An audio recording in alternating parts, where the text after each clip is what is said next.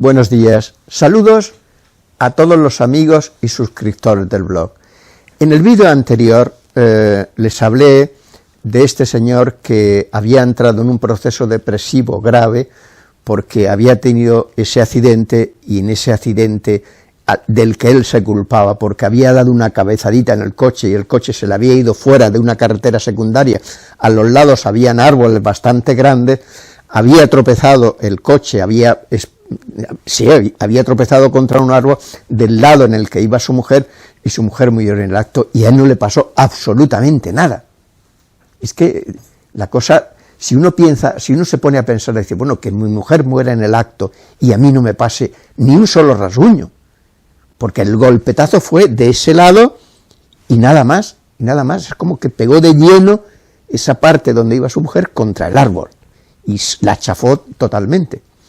Bueno, entonces, esto es lo que les había dicho en el vídeo anterior. Yo les ruego a los que no hayan visto el vídeo anterior que lo vean, porque esto es continuación de ese vídeo. Este señor, como les he dicho, me llamó e iniciamos una terapia. Él empezó entonces a hablarme de su vida, porque claro, cuando un paciente llega a nuestra consulta, nos habla de lo que más le preocupa en ese momento, de lo que más le angustia, de lo que está presente en ese momento como una gran angustia. Siempre el paciente parte de lo que le angustia. De hecho, el paciente, nadie viene a un psicólogo, a una psicoterapia, si no es por un sufrimiento, si no es por una angustia. Solamente en toda mi carrera he recibido solamente a un señor, era un hombre que tenía, ¿cómo diría yo?, que era un gran intelectual, que vino, fíjense ustedes, vino diciéndome, mire, yo no vengo porque esté enfermo, vengo porque quiero tener la experiencia de lo que es un psicoanálisis. Dice, pero yo no me siento paciente. Claro, le dije, mire, digo, si usted no se siente paciente y lo que quiere hacer es estudiar el psicoanálisis, saber lo que es una psicoterapia, un psicoanálisis, digo, nadie viene, nadie puede resistir un tratamiento si no hay un sufrimiento. Hacer un tratamiento por una curiosidad intelectual es imposible, así, imposible, porque el motor de la cura es el sufrimiento, Los pacientes vienen porque sienten algo que les oprime y les hace infelices y quieren salir de ahí, quieren salir de ese problema, de ese momento de su vida tan negativo, tan malo, y que algunos pueden llevar muchos años ya con ese problema. Entonces, efectivamente, él me pidió incluso, bueno, pues hagamos unas sesiones que yo vea un poco y si vemos que no funciona, lo dejamos. Y sí, hicimos unas sesiones, creo que fueron 2 o 3 meses. Pero claro, él y yo también en ese debate que teníamos en las sesiones, pues nos dimos cuenta que eso ya había saciado su curiosidad y que no había motivo para seguir más tiempo porque no tenía ningún sentido. Así acabó un poco la relación con la terapia, entre comillas lo de terapia, con este señor que tenía esa curiosidad intelectual. Bien. Pues este señor, el arquitecto, tenía una gran angustia y se sentía muy culpable. La culpa le corroía por dentro, la culpa era lo que le llevaba a la idea del suicidio, la culpa. Qué mala es la culpa, amigos. Cuando la culpa se siente de verdad, puede llevarte al abismo, puede llevarte a la destrucción, puede llevarte a la desesperación, puede llevarte al suicidio. Fuimos avanzando y analizando la vida, no solo lo que había pasado a partir de los 73 años, sino la vida, porque todo lo que sentía este señor no solamente tenía que ver con el accidente y con lo de sus hijos, sino con su vida. Y entonces este señor fue dándose cuenta poco a poco, a base de un análisis tranquilo y sereno, porque en las terapias no se pueden precipitar las cosas, no. Muchas veces los terapeutas podríamos darle al paciente mucho más de lo que le damos. ¿Por qué no se lo damos de esa manera? Es algo así como si fueras a comerte un huevo y nosotros podíamos darle el huevo, las patatas y otra comida y otra comida y otra comida, pero no, porque entonces eso no serviría para nada. Entonces, a ver, que se me ha ido el santo al cielo. Entonces lo que ocurre es que tenemos que ir lentos, tenemos que ir despacio, porque la evolución psíquica de los pacientes no puede ser de otra manera. Haciendo, ya es suficiente y está muy bien, hacer un buen trabajo.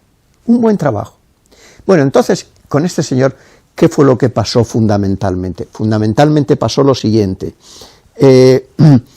Cuando yo, en el relato que me hacía este señor, sesión tras sesión, me fui dando cuenta cómo había sido ese pasado de ese señor, todo aquello que estaba reprimido, todo aquello que ya se lo he contado, era un sentimiento de rabia enorme que llevaba dentro, porque en aquella infancia él no había podido tener un vínculo que le hubiera ofrecido ese cariño y esa atención y ese amor que él necesitaba. Al contrario, había sentido mucha rabia. Mucha rabia, y a través de la rabia mucha culpa. Todo eso lo había sido reprimido. Y como después había tenido una vida de éxito, ese éxito y esa compensación que él tenía con su vida ya de mayor y de adulto, había hecho que aquello quedara ahí en ese cuarto oscuro y que no le hubiera afectado demasiado. Esto fue el conocimiento mío y el hecho de irlo analizando y que él se diera cuenta de la relación que había entre ese pasado y ese presente, fue haciendo que este señor entendiera mucho mejor por qué se sentía tan atormentado por lo que había sido realmente un accidente. Por el amor de Dios, que él no quería matar a su mujer ni nada por el estilo, había sido un accidente. Y aunque hubiera sido que hubiera dado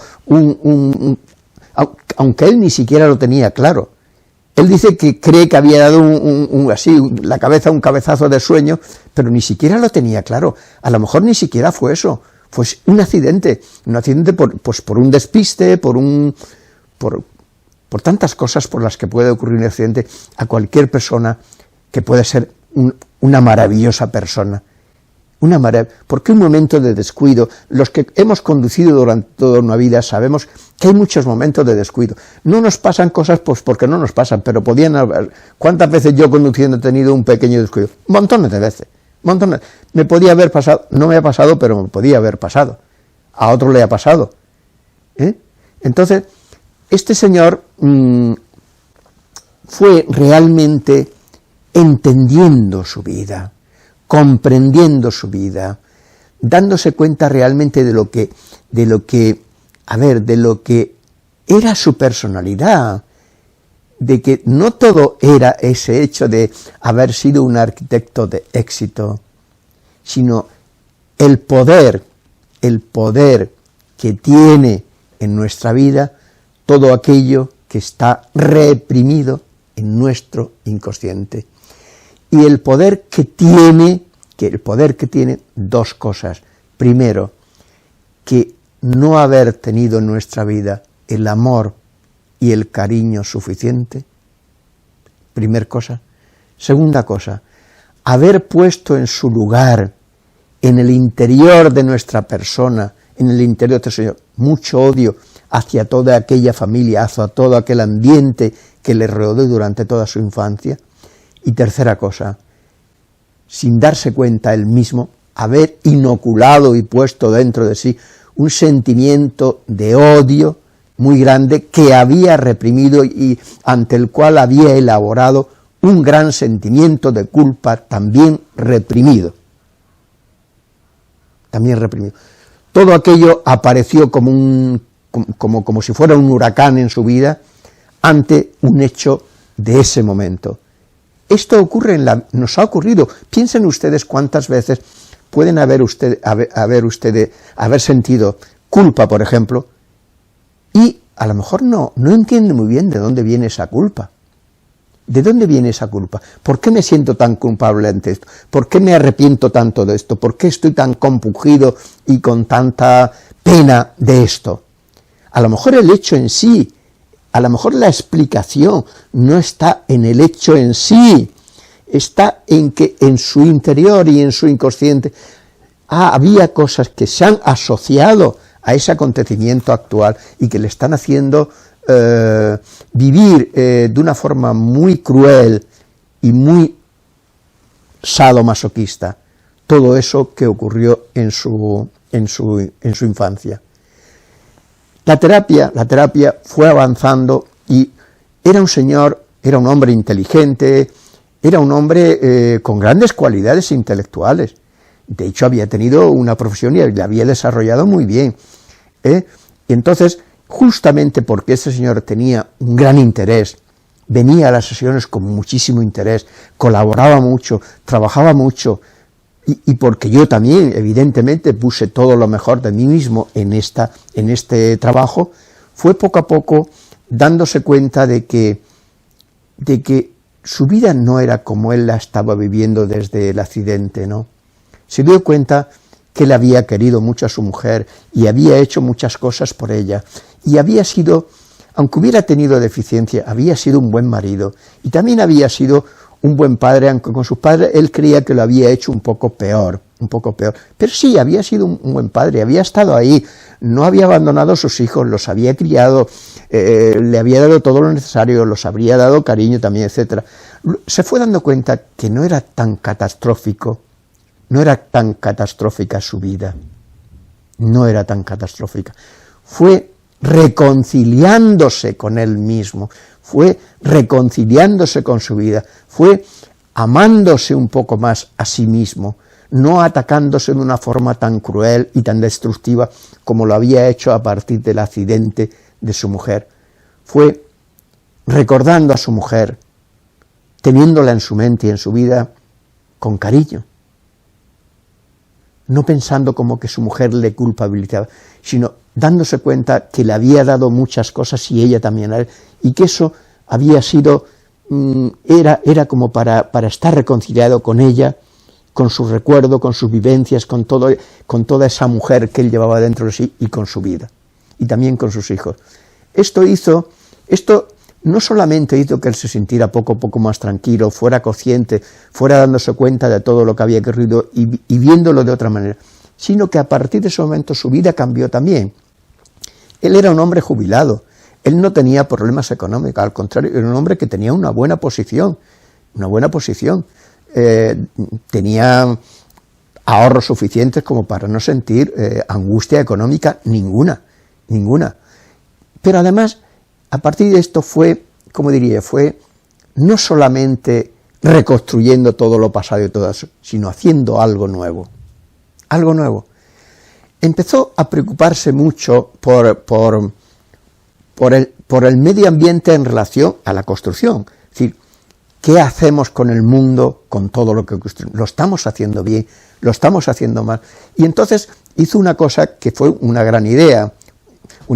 Hizo un grupo de gente, habló con varios amigos suyos que eran arquitectos, unos más jóvenes, otros de su edad, y formaron un grupo de arquitectos que, un grupo, digamos, de diálogo, de debate, se reunían, cenaban juntos, pero luego se quedaban a lo mejor, 3, 4, 5, toda la noche, hablando y debatiendo temas.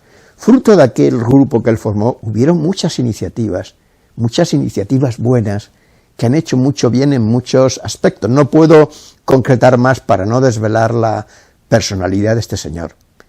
Y este señor sentía que había recuperado a su mujer, a sus hijos en su interior, y que ahora, una vez jubilado, podía dedicar su vida, los años que le quedaran, a hacer algo que él también sintiera que era como una reparación de quizá algo que él no había tenido tan en cuenta en su vida, que era el medio ambiente. Sí, él había construido según la ley, no había hecho cosas, barbaridades, pero claro, él pensaba también, quizás si yo hubiera tenido conciencia más ecológica, me hubiera dado más cuenta, quizá habría hecho las cosas que he hecho de otra manera en el sentido profesional. y él, este grupo de arquitectos hizo muchas cosas, tuvieron muchas iniciativas, incluso, por decirle algo un poco, tenían un programa que lo escuchaba mucha gente y que hizo mucho bien, creando conciencia y aportando a ellos toda la experiencia que tenían en este mundo de la construcción, que era muchísima, porque era un grupo, como digo, en el que todos eran arquitectos, unos todavía trabajando y otros que ya estamos jubilados. Y este señor hizo también una cosa, como les he dicho, sus hijos vivían fuera de España, empezó a relacionarse más con sus hijos, de vez en cuando hacía un viaje, iba a verlos, los reunía a todos, pasaba con ellos varios días, estaba allí con ellos, disfrutaba un poco de sus nietos, y esto lo hacía con cierta frecuencia, ¿no?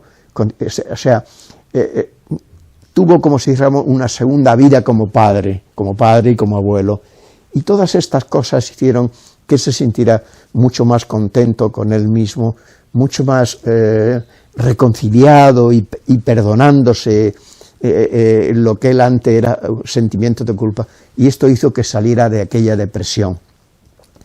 Y sobre esta palabra depresión que he dicho ahora a última hora aposta, quisiera decirle una cosa. Mire, las depresiones se producen porque algo muere dentro de nosotros, algo se marchita. Es decir, si resulta que una persona tiene una serie de ilusiones, una serie de proyectos, que pueden ser interiores o exteriores, una combinación de diversas cosas, y de pronto eso por alguna razón se hunde, ¿qué pasa con mucha gente? Que empieza a sentirse triste, deprimido, y ese momento, ese tiempo de esa especie de tránsito desde una vida buena a una vida donde hay cosas que mueren o se marchitan, es un momento peligroso, porque como le pasó a este señor, si en la vida de esas personas, en su inconsciente está muy cargado de frustración, de rabia, de frustraciones de no haber tenido lo que ellos esperaban, todo eso que está ahí va a retornar y va a unirse a ese momento en el que se siente frustrado, triste, abatido, como diciendo ya esto no merece la pena porque fíjate lo que me ha pasado ahora, después de lo que me ha pasado esto, ¿qué hago? Entonces eso llega a un momento en que la persona empieza a atacarse a sí mismo, empieza a atacarse a sí, porque ese ataque es muy peligroso. Es como si la persona dijera, quiero destruirme, ya no me quiero a mí mismo, ya no me puedo querer así, con todo esto que siento y pienso, no me puedo querer. Y ese ataque a uno mismo es muy peligroso. Podemos decir que el suicidio viene porque una persona llega a un momento en que piensa que no merece vivir, que no merece la pena vivir.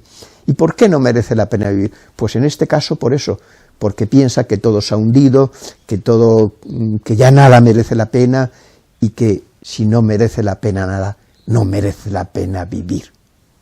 Y por tanto, muchísimos suicidios son llevados a cabo por ese momento en el que uno se hunde y empieza un proceso depresivo. Depresivo quiere decir falto de ilusiones, falto de proyectos, con ataque a sí mismo, con ya no merece la pena nada, etcétera. Y si eso se apodera de la persona y no hay nadie que en ese momento le eche un cable, porque no es fácil echar un cable a estas personas, porque mucha gente, incluso muchos amigos a veces, sí le dicen consejos y tal y cual, pero no pueden darse cuenta del alcance que a veces tienen estas cosas en la vida de una persona. Y esta persona sigue su vida diaria, pero ya un poco desconectado también de todo lo demás. Y esa desconexión que también hacen de todo puede llevarle a esa situación. Este señor no lo he dicho, este señor tuvo la suerte siguiente, porque eso no lo he dicho. Este señor conoció, poco antes de venir a mi consulta, a un señor que no lo conocía de nada, lo conoció en un acto, digamos, cultural, a un señor que le habló de mí. Tuvo suerte. En ese acto cultural, después de terminar el acto, salían del acto y hablando con este señor sobre ese acto cultural, pues fueron a tomar una copita y este señor le habló un poco de eso. Sí, pues yo he hecho una psicoterapia con un psicólogo, tal y cual, no sé qué, no sé cuándo. Este señor, que ya andaba muy tocado en ese momento, le dio mi teléfono y este señor, en ese momento tan grave, se acordó de que tenía mi teléfono y me llamó. Pero imagínense ustedes que no hubiera tenido ese teléfono y que no hubiera conocido a nadie y que hubiera seguido con ese run ahí, y una de esas noches que él se acercaba allí a la terraza de su ático y miraba así abajo, a la calle, pues hubiera dejado caer y allí hubiera terminado su vida. O sea, que también estas personas que llegan a esa situación, lo que hace falta es que su entorno le eche un cable inteligente. No basta con una palabrita o con una cena juntos. Hay que meterse en la vida de esta persona, hay que hablar con ellos, hay que ayudarle a desahogarse, hay que escucharle durante mucho tiempo, hay que dedicarle un tiempo. Y esto, cuando ustedes vean a un amigo, a un conocido que está en una situación así, no se conforme con darle una palmadita en el pecho y decirle, eso no pasa nada, eso pasa enseguida. Ojo, porque eso puede ser peligroso. Porque a veces esa palmadita y ese no pasa nada, eso que usted dice tan así a la ligera, esa persona no lo vive como usted cree, lo vive como diciéndose a sí mismo, mira ya está queriendo quitarme de encima diciéndome que eso no es nada y que todo va bien. No, puede ser incluso vivirlo como un desprecio, Lo que esa persona no vive con desprecio es cuando usted de verdad, la persona se da cuenta que usted de verdad quiere escucharle de verdad, quiere compartir lo que le pasa, quiere decir, oye Pedro, que mira, que vamos a hablar de esto, si quieres voy a tu casa o ven a la mía o nos vemos ahí y hablamos tranquilamente de todo lo que te está ocurriendo y me dices y tal, y a ver qué podemos hacer. Esto es lo que hay que hacer, compartir un poco el sufrimiento, compartir un poco la vida y tener la inteligencia suficiente para pensar en alguna solución que pueda sacarle a esa persona de ese abismo. Bueno, pues nada más. Gracias a ustedes.